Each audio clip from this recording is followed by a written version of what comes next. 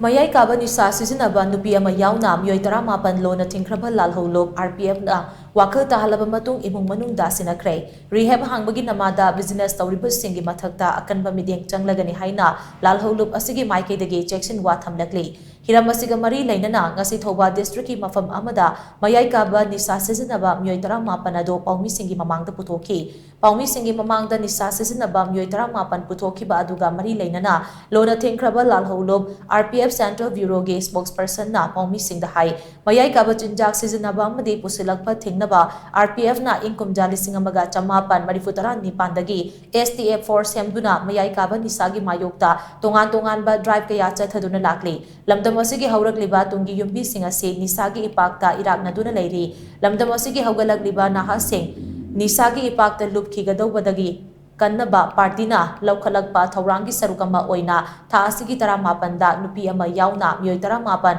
Khetrigaudagi MAYAI KABA Nisha ga loinana fagatki makoi singa se ningthina Wakhal Tahallaba Matung makoi gi imung manung da Shinnakhre thaurangsu party ki maikei dagi paikhatle haina mahakna fongdoki mahakna makha tana hai leibak asigi inkhalak liba naha sing manghanaba India lengangna chatharakpa thausil gi sarukama oina tongan ba drug kaya Manipur da thazilakli masida sunatana lamdam asida drug ki factory kaya semgat handuna haurakliba mirol sing muthanaba amade MAITEI khunai muthanaba honabagi lalung kaya chathaduna lakli maram aduna lamdam asida MAYAI KABA Nisha yoliba amade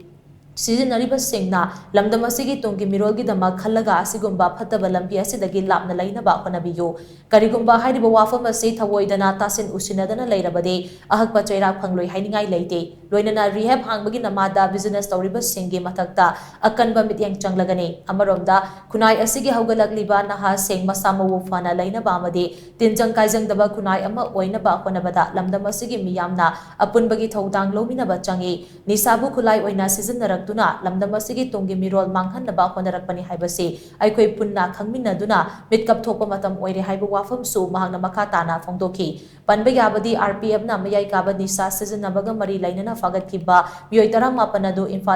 Imphal West amadi Bishnupur district ki tongan ba mafam singdagini makoi Khetrigaudagi fagatkibani haina su pausina makha tare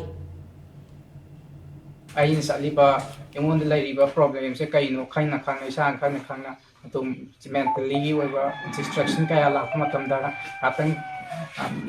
phada udaba khanda udaba mikupta hanagi pusi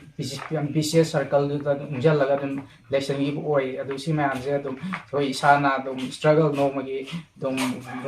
gum thopa sa gi mi am oi responsibility da man da to tawraga di sa haiba drug addiction je sidagi tamna dum no magi dum